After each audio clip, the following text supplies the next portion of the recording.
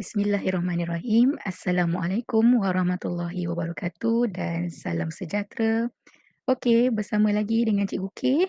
Hari ni kita nak sambung daripada pembelajaran yang lepas.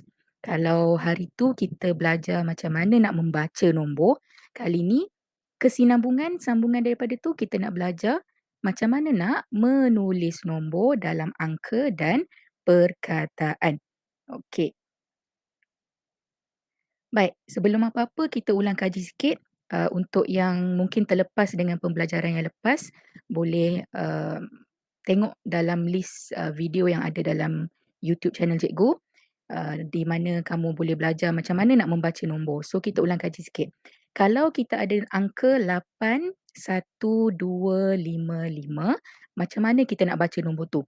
Okey, jadi cara yang cikgu ajar, pertama sekali kita akan sentiasa tengok 3 nombor dari belakang. Okey, untuk kes ini nombornya adalah 255. Setiap kali kita dah jumpa 3 nombor di belakang, kita akan karate sama dia, kita akan waca sama dia dan nama yang kita dah patahkan ini adalah ribu. Okey, jadi kita akan baca dari nombor hadapan 81. Kemudian ada ribu dan nombor di belakang baca seperti biasa 255. Okey, ini sekadar ulang kajilah. Ini cara membaca. Jadi hari ini kita nak belajar macam mana nak menulis nombor dulu dalam perkataan. Tergedik-gedik dia kat situ kan. Okey. So, cikgu akan ambil contoh yang sama 81255. Baik. Pertama sekali, benda yang sama macam mana kita membaca nombor, kita akan ambil 3 nombor daripada belakang. Kemudian kita akan patahkan dia, kita akan karatekan dia untuk jadikan ribu dan kita akan mula daripada hadapan. Beza daripada yang lepas, kalau yang lepas kita membaca, kali ini kita akan menulis. Jadi kalau kamu baca ini sebagai 81, jadi kita akan tulislah 81. Okey, jangan tulis 81. Okey, tuliskan 81 sedia ada sekali dengan dia punya nilai tempat. Kemudian sebelum kamu tulis nombor di belakang, kita ada nampak di sini kita ada perkataan ribu. Jadi kita letakkan perkataan ribu dahulu. Kemudian barulah kita tengok nombor di belakang. Macam mana nak sebut nombor ini? 255. Okey, jadi kita akan gabungkan kesemuanya untuk jadi 81,255. Okey, yang ni kalau dalam buku tulis kamu, kamu sambung je lah. Ni sebab cikgu tak cukup tempat, jadi cikgu letakkan di bawah. Okey, kalau yang biasa, sambung sahaja seperti satu ayat yang biasa. Okey, kita akan tengok contoh lain. Baik, contoh yang kedua, 67879. Jadi, macam mana kita nak tulis nombor ini dalam angka? Perkara yang sama, kita akan ambil 3 nombor daripada belakang. Kemudian kita akan patahkan dia, asingkan dia dan ada perkataan ribu di tengah-tengah. Kemudian kita akan menulis daripada hadapan. Jadi nombor yang telah dibulatkan ni macam mana kita sebut? Kita akan sebut 67. Betul? Jadi kalau kita sebut macam itulah yang kita tuliskan 67. Kemudian kamu tengok sebelum nombor-nombor di belakang ada perkataan ribu. Jadi kita tulis dulu perkataan ribu. Kemudian barulah kita tulis nombor yang 3 nombor yang terakhir di belakang 879. Bagaimana kita nak menyebut? Kita akan sebut 879 dan itulah yang kita akan tuliskan dalam perkataan. Jadi akan menjadi 67,879. Okey, seterusnya 90,306. Banyak sangat kosong ni. Jangan risau, benda yang sama yang kita akan buat. Walaupun ada banyak kosong, kita akan lihat 3 nombor daripada belakang dulu. Kemudian kita patahkan untuk mendapatkan perkataan ribu dan kita akan baca ataupun kita akan tulis daripada hadapan. Jadi yang dibulatkan ni macam mana kita sebut? 90. Okey, kita tak sebut 90, kita akan sebut 90 dan itulah yang kita akan tuliskan dulu. Okey, 90. Okey. Kemudian di tengah-tengah jangan lupa kita ada perkataan ribu dan barulah kita akan sambung nombor di belakang 306.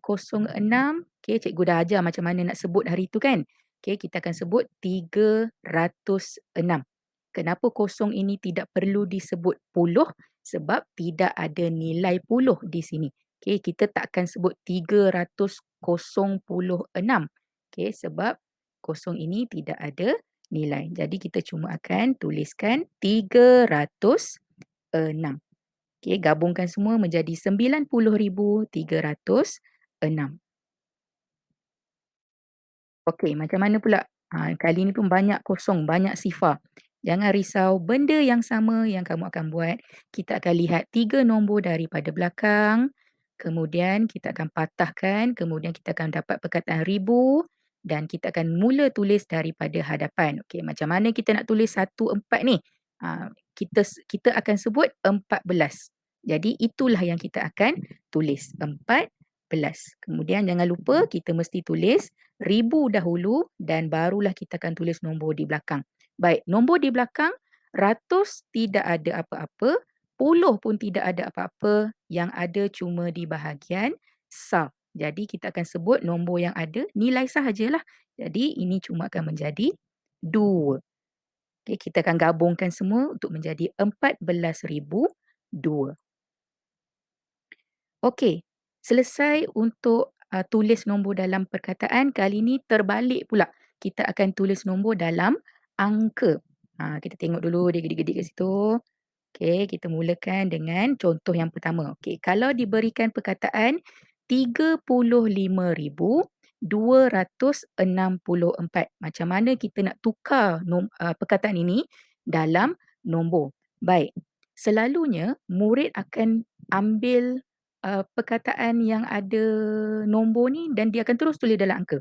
Okey, contoh 3, kemudian 5, kemudian 2, 6 dan 4. Boleh kita nak buat macam tu, tapi kena hati-hati sebab bukan semua soalan yang mudah sebegitu. Okey, akan ada yang melibatkan sifar ataupun kosong ataupun mungkin ada yang melibatkan nilai-nilai tempat yang tidak ada nilai. Jadi, cikgu akan terus ajar macam mana kita nak buat untuk soalan ini. Baik. Kalau sebelum ni kita yang mewujudkan perkataan ribu, betul tak? Kita akan tengok 3 nombor dari belakang, kita akan patahkan baru muncul perkataan ribu tu. Tapi bila dah ada perkataan, kita akan mencari perkataan ribu dahulu. Okey, jadi kalau kita tengok kat sini ada perkataan ribu. Okey, itu adalah perkataan ribu dan ah, okey, kita akan anggap ribu itu adalah asing daripada 2 nombor di belakang. Macam kita tengok tadilah. Okey, ribu itu akan berada di tengah-tengah. Ini yang kita akan patahkan tadi.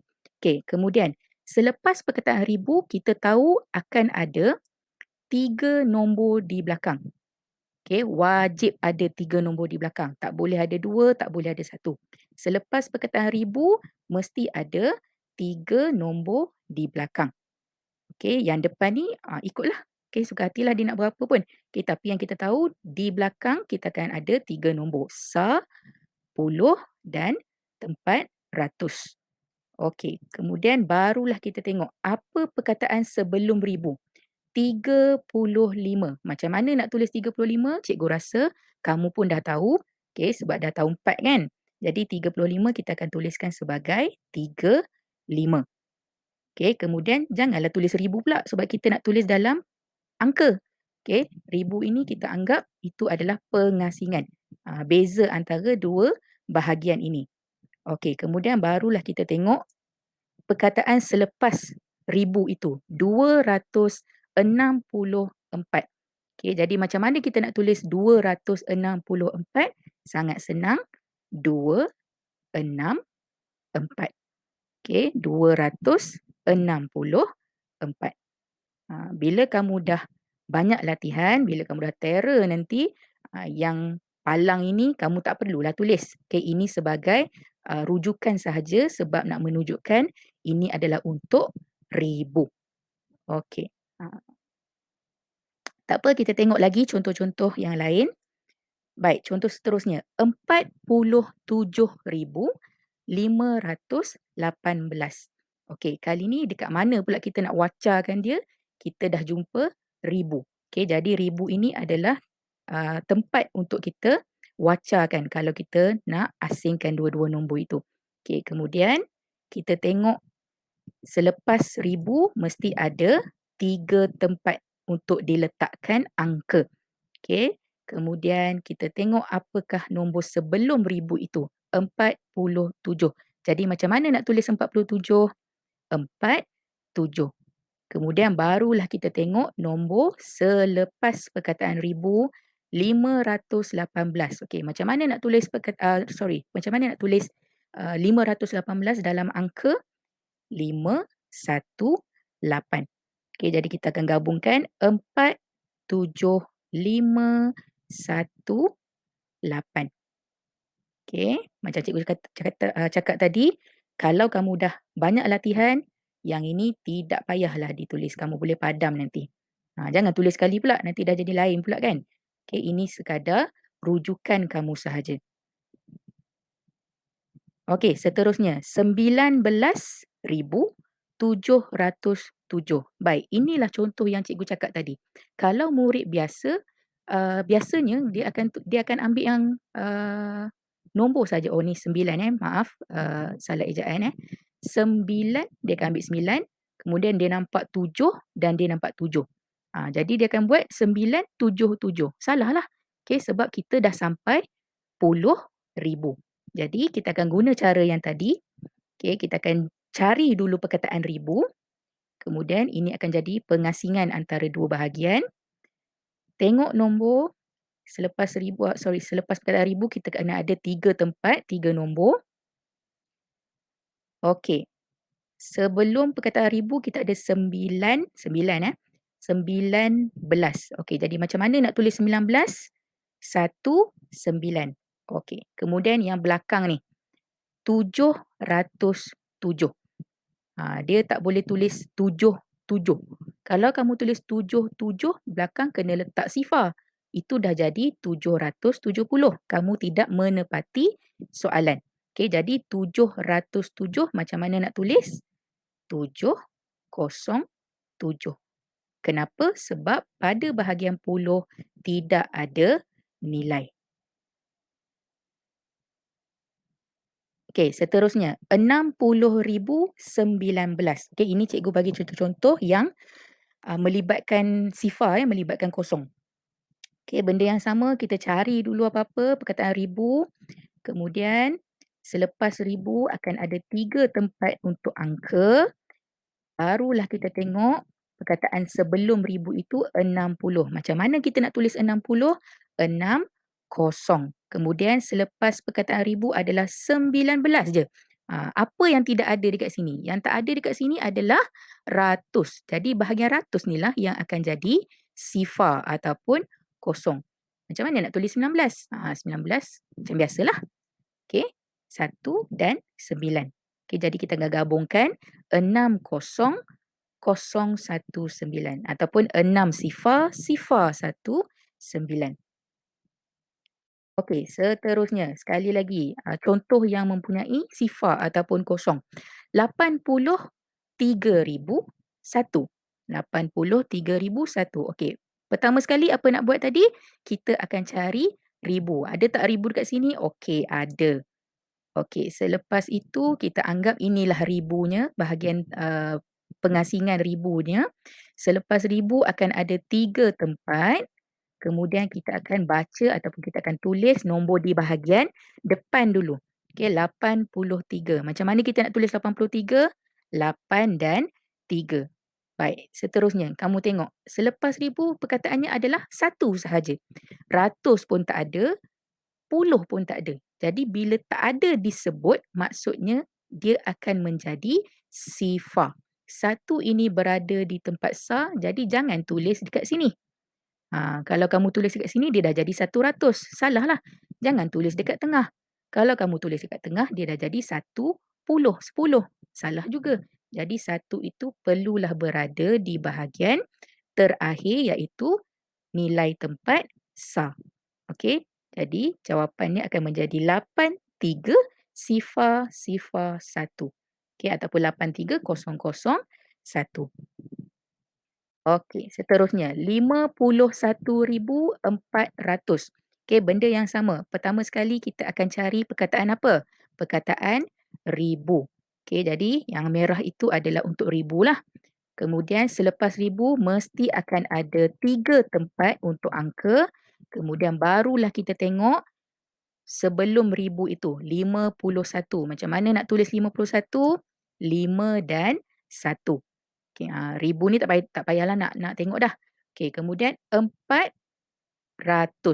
Kali ni 400 sahaja. Puluh tak ada, sa tak ada. Jadi macam mana kita nak tulis 400? Okey, 400 ataupun 4 sifar sifar. Baik, cikgu harap kamu boleh faham pembelajaran hari ini. Kalau kamu kurang faham, kamu boleh ulang semula video ini. Kamu boleh tanya cikgu, tak ada masalah. Dan cikgu harap kamu boleh selesaikan tugasan yang akan diberikan dalam WhatsApp nanti. Baik, jadi kita jumpa lagi dalam pembelajaran seterusnya. Terima kasih. Assalamualaikum.